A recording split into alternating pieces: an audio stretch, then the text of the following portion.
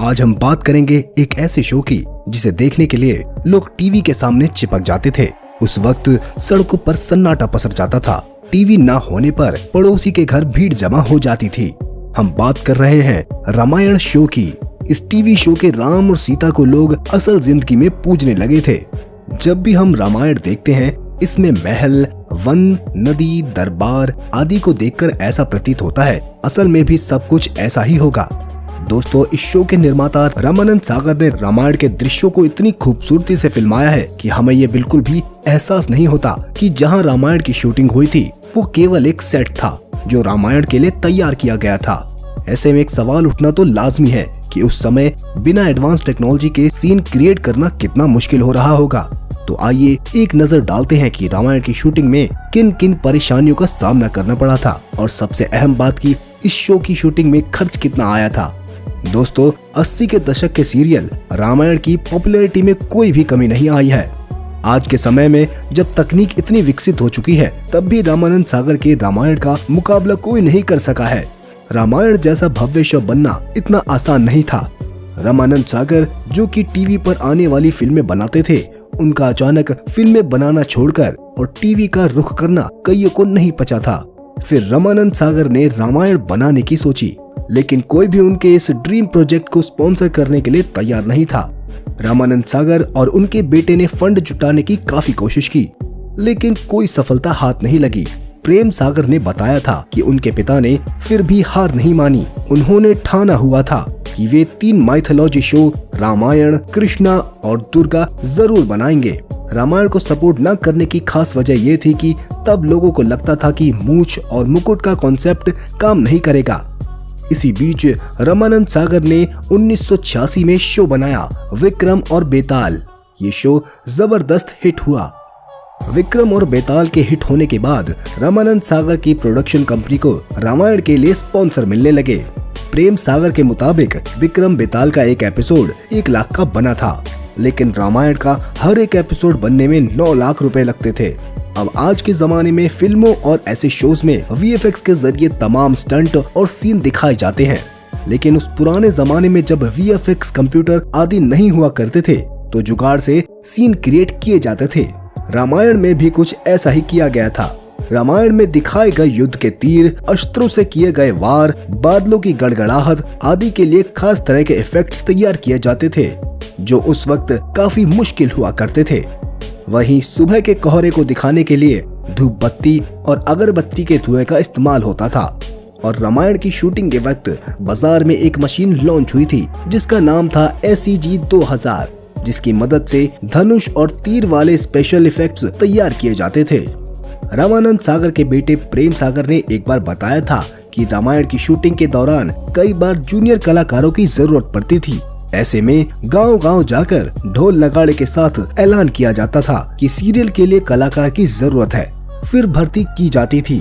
रामायण की पॉपुलैरिटी केवल देश में ही नहीं, दुनिया भर में थी। इसे करीब 65 करोड़ से ज्यादा लोगों ने टीवी पर देखा था। रामायण की शूटिंग लगातार करीब 1.5 साल तक चली थी।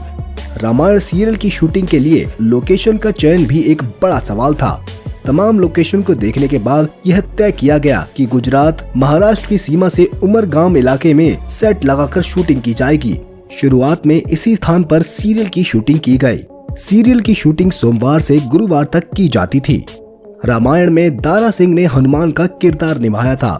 जब रामानंद सागर ने उन्हें रोल ऑफर किया था, तब उन्होंने अपनी उम्र का हलावा देकर काम करने से इनकार कर दिया था। लेकिन जब रामानंद सागर नहीं माने तो दारा सिंह साहब ने पूरी शिद्दत के साथ इस सीरियल में काम किया।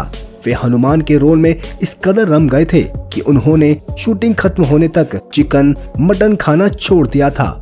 रामानंद सागर सीरियल को लेकर बहुत संजीदा थे। वो हर सीन में परफेक्शन चाहते थे। सीता का किरदार निभाने वाली दीपिका चिखियाल बताती हैं, पहला एपिसोड 1 घंटे का था और उसे बनाने में करीब 15 दिन का समय लगा। मैं महीने में 27 दिन तक शूटिंग लोकेशन पर ही रहती थी। वहाँ मेकअप स्टूडियो होता था तो हम यहीं रहते थे और कोई भी मुंबई नहीं लौटता था। सीता यानी दीपिका चिखियाल ने रामानंद सागर से कहा था, सीता ऐसी लगनी चाहिए कि स्क्रीन पर आए तो इंट्रोड्यूस ना करना पड़े, दर्शकों को ये बताना ना पड़े कि 2-3 लड़कियां चल रही हैं तो उनमें से सीता कौन है। इस तरह 4-5 स्क्रीन टेस्ट के बाद मेरा सिलेक्शन हुआ। कई राउंड के बाद दीपिका चुनी गयी। दीपिका चिखलियां तब महज 15.5 साल की थीं। वे बताती हैं, हमें जरा भी अंदाजा नहीं था ये सीरियल इतिहास रचने जा रहा है। रामचरितमानस में तुलसीदास ने राम और सीता की वेशभूषा के बारे में बताया था और हमें वैसा ही दिखना था। ये पहली बार था जब टेलीविजन पर रामायण को दिखाया जा रहा था।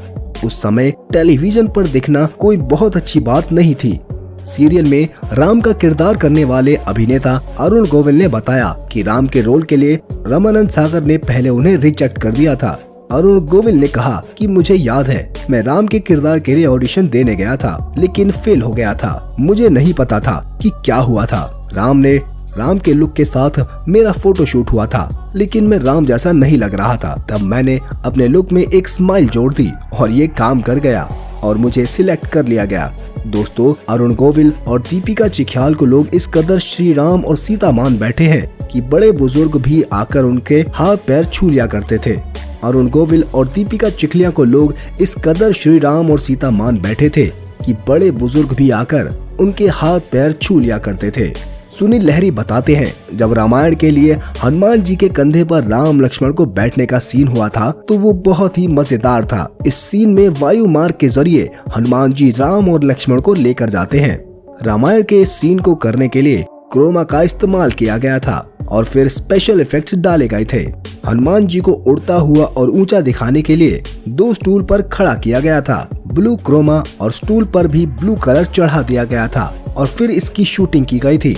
हनुमान जी के बड़े बड़े हाथ दिखाने के लिए भी एक रैंप बनाया गया था, जिस पर चढ़कर राम लक्ष्मण गए थे और फिर हनुमान जी के कंधे पर बैठ गए थे। ये सीन सिर्फ एक इमेजिनेशन थी। सुनील लहरी और अरुण गोविल को कुछ पता नहीं था कि क्या हो रहा था। वो सिर्फ वही फॉलो कर रहे थे जो कि कैमरे के पीछे से निर्देशक दिए जा रहे थे। शूटिंग के वक्त अरुण और सुनील को ये सीन बड़ा ही अटपटा लगा था, लेकिन जब ये एडिट होकर आया तो बहुत ही खूबसूरत दिखा।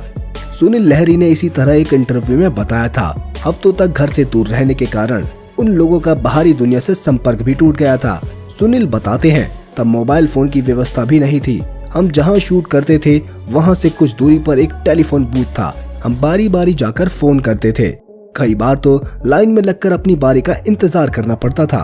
दोस्तों, ये बात सच है कि रामानंद सागर ने जिस तरह रामायण को लोगों के सामने प्रस्तुत किया, वो कर पाना हर किसी के बस की बात नहीं है।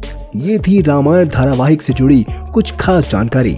इसके बारे में आप क्या कहना चाहते हैं, हमें कमेंट सेक्शन में आके जरूर बताएं। साथ ही वीडियो अच्छी लगी हो तो लाइक करके चैनल को सब्सक्राइब करके बेल आइकन प्रेस करना ना भूलें। तब तक के लिए धन्यवाद।